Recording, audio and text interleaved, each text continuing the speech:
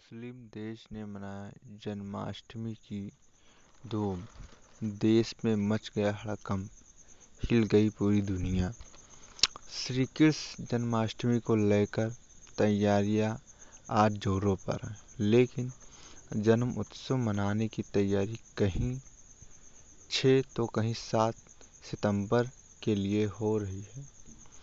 ऐसे में सवाल उठता है कि जब सभी लोग इस बात पर एकमत हैं कि ठाकुर जी का जन्म भाद्रपद के कृष्ण पक्ष की अष्टमी को हुआ था, तो जन्माष्टमी अलग अलग दिन क्यों मनाते हैं? स्मार्ता यानी ग्रस्त इस बार 6 सितंबर, जबकि वैष्णव यानी संत 7 सितंबर को अष्टमी मान रहे हैं। भगवान श्री कृष्ण के जन्म की क्या कहानी है? गंगा ज्योतिष सेवा केंद्र काशी के आचार्य राजेश जी कहते हैं कि गृहस्थ और संत अलग अलग जन्माष्टमी क्यों मनाते हैं। आइए इसे समझने के लिए पहले श्री कृष्ण की जन्म की कहानी जान लेते हैं। द्वापर युग में मथुरा में भोजवंशी राजा अग्रसेन का शासन था, लेकिन उनका पुत्र कंस उन्हें बलपूर्वक गद्दी से उतारकर खुद राजा बन गया था। कंस की एक बहन थी देवकी, जिनका विवाह वासुदेव से हुआ था। विवाह के बाद कंस ने अपनी बहन देवकी को उनकी ससुराल पहुंचाने जा रहा था। रास्ते में आकाशवाणी हुई, हे कंस, जिस देवकी को तू बड़े प्रेम से ले जा रहा है, उसी में तेरा काल है। इस गर्भ से उत्पन्न 8वां बालक तेरा वध करेगा। यह सुनकर कंस ने रथ को रोक दिया और वसुदेव देवकी को मारना चाहा। तब देवकी ने उससे विनयपूर्वक कहा, मेरे गर्भ से जो संतान होगी उसे मैं तुम्हारे सामने ला दूंगी। हमको मार के क्या लाभ मिलेगा? तो कंस ने बोला। कंस ने देवकी की बात मान ली और वासुदेव देवकी को कारागार में डाल दिया। वासुदेव देवकी के एक एक करके 7 बच्चे हुए। कंस ने सभी को पैदा होते ही मार डालता था। जब 8वां बच्चा होने वाला था, कारागार में पहरे खड़े कर दिए गए।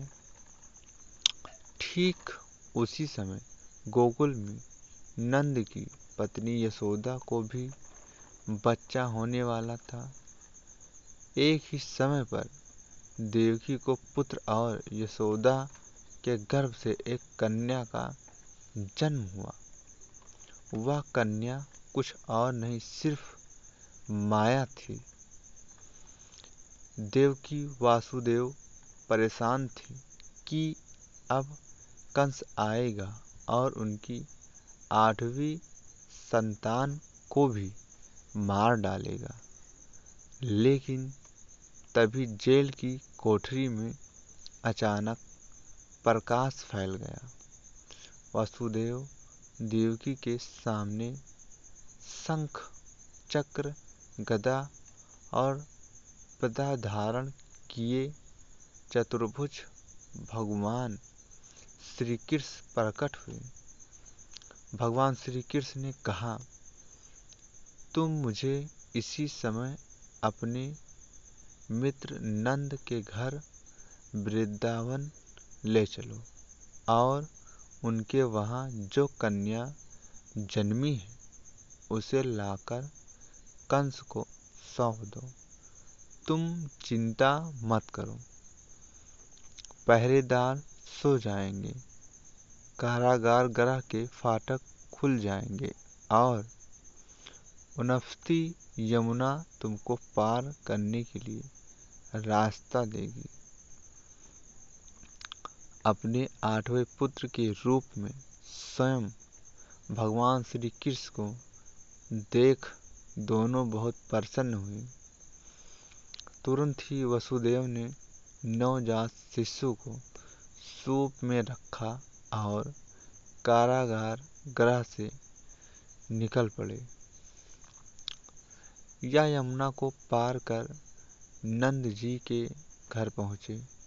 वहाँ उन्होंने शिशु को यशोदा के साथ सुला दिया और वहाँ से कन्या को लेकर मथुरा आ गए। कुछ ही देर में कंस को सूचना मिली कि देवकी को 8वां बच्चा हुआ है, तो वह बंदीगृह पहुंचा। उसने देवकी के हाथ से नवजात कन्या को छीनकर पृथ्वी पर पटक देना चाहा, लेकिन वह उसके हाथ से छूटकर आकाश में उड़ गई। कन्या ने कहा, अरे मूर्ख, मुझे मारने से क्या होगा? तुझे मारने वाला तो वृंदावन में जा पहुंचा है। वह जल्द ही तुझे तेरे पापों का दंड देगा। सुबह गोकुल वासियों और साधु संतों को इस बात का पता चला कि भगवान श्री कृष्ण का जन्म हो चुका है। तब सभी ने मिलकर गोकुल में भगवान श्री कृष्ण का जन्म उत्सव धूमधाम से मनाया। आचार्य राजेश जी कहते हैं कि भगवान श्री कृष्ण की कहानी जानने के बाद हम समझते हैं कि स्मार्त और वैष्णव क्या है। सनातन धर्म में कई तरह के मतों को मानने वाले हैं। इन अनुयायियों को उनकी भक्ति, विश्वास और पूजा विधि के हिसाब से वैष्णव, शैव, शाक्त, स्मार्त और वैदिक के रूप में जाना जाता है। वैष्णव वह हैं जो भगवान विष्णु को ही सबसे बड़ा देव मानते हैं। शैव शिव को ही परम सत्ता मानते हैं।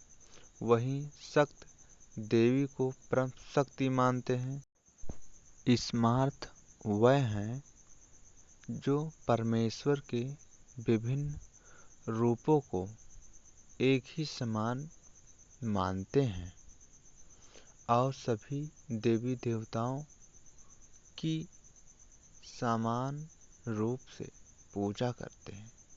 तो भगवान श्री कृष्ण की जन्माष्टमी की कहानी आपको कैसी लगी, हमें कमेंट में ज़रूर बताएं और हमारे चैनल को लाइक एंड सब्सक्राइब ज़रूर करिए। जय श्री कृष्णा, राधे राधे।